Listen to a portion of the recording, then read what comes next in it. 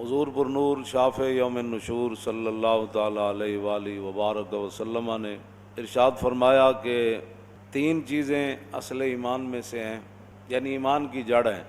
پہلی بات تو یہ ہے کہ حضور نے فرمایا کہ جتنا بھی کوئی گناہگار ہو، یہ لفظ اپنے ذہن میں رکھنا ہے، گناہگار ہو، سیاہ کار ہو، جتنا مرضی، حضور نے فرمایا کہ ہم اس کے گناہ کی وجہ سے اسے اسلام سے نہیں نکالیں گے۔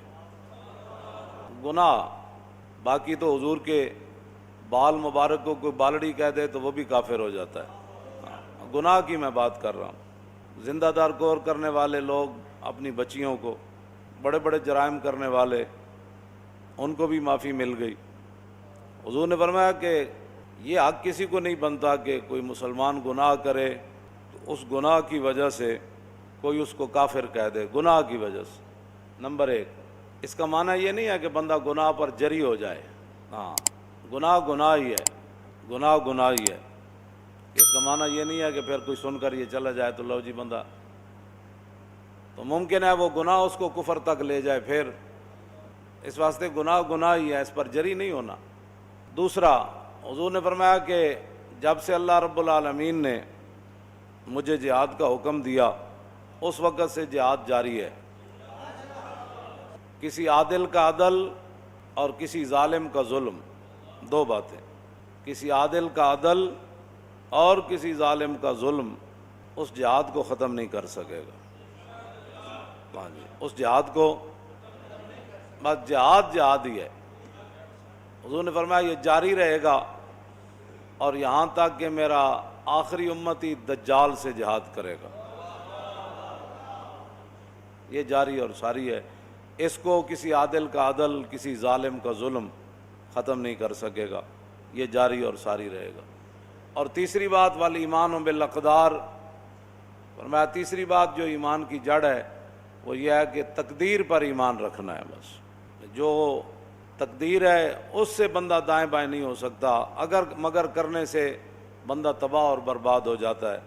بس یا اللہ جس کے بارے میں تو فیصلہ فرما دے اسے کوئی ٹال نہیں سکتا، اور جسے تو بچا لے اسے کوئی پھنسا نہیں سکتا۔ بس یہ 3 چیزیں اصل ایمان میں سے ہیں، یہ اس سے دائیں بائیں فرار نہیں ہے۔ پچھلے جمعے سے گزشتہ جمعے میں نے یہ حدیث پاک بیان کی تھی کہ نبی علیہ الصلوۃ والسلام نے فرمایا کہ امت کی تباہی بربادی ہو جائے گی، ذلت چھا جائے گی۔ اب پوری امت مسلمہ پر ذلت چھائی ہوئی ہے، ہاں، پوری ذلت۔ اس کی وجہ کیا ہوگی کہ اذا تبایعتم بالعینۃ واخذتم اذناب البقر وردیتم بالزرع وترکتم الجہاد، کہ تم ناجائز طریقے سے اپنے کاروبار کرو گے اور تم کھیتی باڑی کے اندر راضی ہو جاؤ گے اپنے کاروبار کے اندر، اور تم بیلوں کی دمیں پکڑ کر، اب اس سے مراد یہ مشینیں بھی ہو سکتی ہیں، بہنا دیا دمہ پکڑ کے تسی اپنے کاروبار کرنے، یہ مراد بیل ہی تو نہیں، ہر دور میں اس کے اپنے تقاضے ہیں، ٹریکٹراں اتنے چڑھ کے تساں ہل وانے، یہ سارا جتنا بھی قیامت تک وہ ترقی یافتہ جو بھی لوگ آدمی کہیں، فرمایا کہ تم کاروبار میں مست ہو جاؤ گے اور جہاد کو تم چھوڑ دو گے۔ اب آپ بتائیں بھائی، جہاد پوری امت مسلمہ کے اندر کون جہاد کر رہا ہے؟ کوئی بھی نہیں کر رہا، بلکہ جہاد کو انگریزوں نے پہلی گالی بنا دیا۔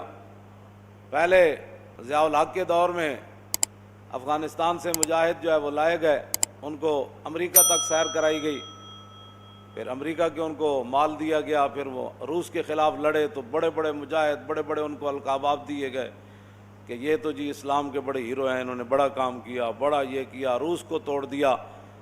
جب روس ختم ہو گیا، امریکہ کی باری آئی تو امریکہ نے پھر ان کو دہشت گرد قرار دے دیا، اور ابھی تک امریکہ جو ہے وہ ان کے خلاف لڑ رہا ہے، کبھی ان سے مذاکرات کرتا ہے، کبھی کہتا ہے نہیں، کبھی کہتا ہے میں یہ کر دوں گا۔ ٹرمپ کہتا ہے اب میں ایسی سزا دوں گا جو ہمارے خلاف ہے، بولے گا ہم اس کو عبرت کا نشان بنا دیں گے۔ میں نے کہا اس سے پہلے اللہ تجھے عبرت کا نشان بنا دے گا۔ ہاں جی، تو نے کسی کو کیا عبرت کا نشان بنانا ہے؟ عبرت کا نشان تو وہ مالک ہی تجھے بنائے گا، تیری نسلوں کو بھی بنائے گا، تیری سلطنت کو ٹکڑے ٹکڑے فرما دے گا، اور تیرے اوپر اللہ اپنا عذاب نازل کرے گا، تیرے ساتھ جو کھڑے ہیں ان پر بھی اللہ عذاب نازل کرے گا۔ ہاں، یہ تو اس کے اپنے فیصلے ہیں، اس نے کب تجھے تباہ اور برباد کرنا ہے۔ روس والے بھی کہتے تھے کہ ہم تو فضائیں جو ہیں وہ بھی چھان کر آ گئے ہیں، وہاں ہمیں اللہ نظر نہیں آیا۔ وہ اتنے مغرور تھے، وہ اللہ کا انکار کرتے تھے روس والے۔ وہ ان کا ایک صدر کا بیان آیا تھا، اس نے کہا ہم نے تو فضائیں بھی چھان ماری، جب وہ پورے بدماش تھا اس وقت کی میں بات کر رہا ہوں، بعد میں تو پھر وہ ذلیل ہوا۔ تو لیکن وہی روسی تھے جو فضاؤں کو تو چھان آئے تھے کہ ان کو وہاں رب کی قدرت نہ ملی، لیکن وہ جب بھوکے ہوئے تو کوڑا کرکٹ کے ڈھیروں سے وہ روزی کھا رہے تھے، تلاش کر رہے۔